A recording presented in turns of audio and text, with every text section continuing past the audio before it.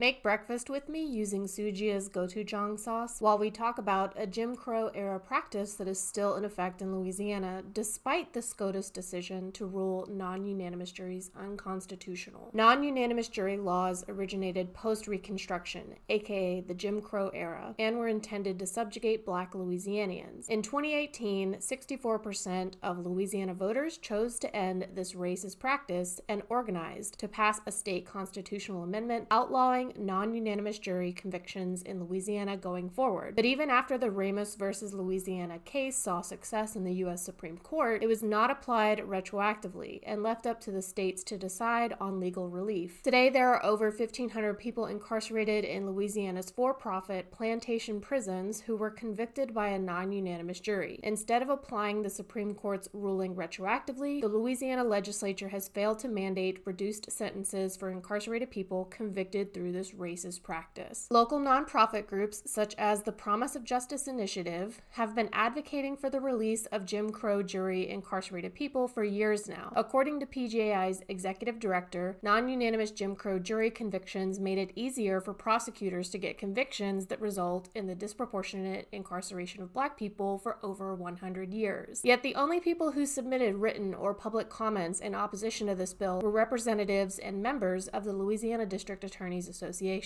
That person is retried and reconvicted, that we know that justice was served. We had victims to testify today, personal victims who came. What about their perspective? And the response I would have to that is that the victims who are able to be present, the victims that are able to be identified again, I would ask the committee to think about the victims who are not, the people that are deceased. But the uniform release of 1,500 inmates, some of whom are, again, the worst of the worst.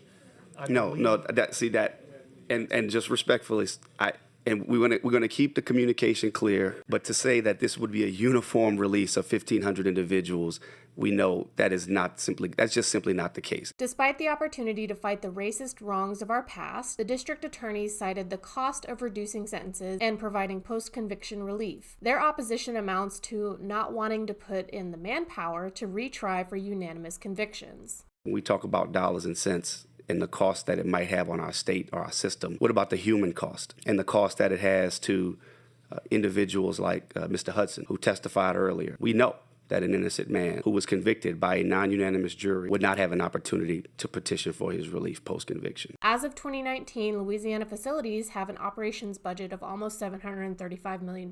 About 4% of the state's prison population were convicted by a Jim Crow jury, making the budget for continuing to incarcerate them over $29 million. Louisiana Governor Landry signed a bill into law this past legislative session that would make it impossible for the courts to even hear claims for post-conviction relief after August 1st. I argue that the Louisiana district attorneys have purposefully held off legislation for long enough, and soon it will not be within their power to advocate for this relief by design. The over 1,500 people who remain incarcerated in Louisiana's plantation prisons quite literally work on former plantations. The incarcerated are forced to farm in excessive heat and dangerous conditions to profit the private corporations who administer incarceration. To support advocates and formerly incarcerated people, you can donate directly to the Promise of Justice Initiative and sign up for their email newsletter for free. PIPES, or Priorities, Intentions, Practical Exchanges, is a grassroots organization providing support and advocacy for youth in Shreveport, Louisiana, to deter criminal behavior and recidivism. Their Cash App is listed on the screen where you can make donations directly. Listen to the voices of currently incarcerated people, like the 10-2 committee who have organized while inside to advocate for the end to this racist practice. Their families, formerly incarcerated people, and the victims who don't feel that justice was served by non-unanimous jury convictions. I'll donate any commissions I earn from this TikTok shop product, but please follow and support them financially. By the way, the eggs were okay, but I don't necessarily want the sweetness of the gochujang sauce in my eggs.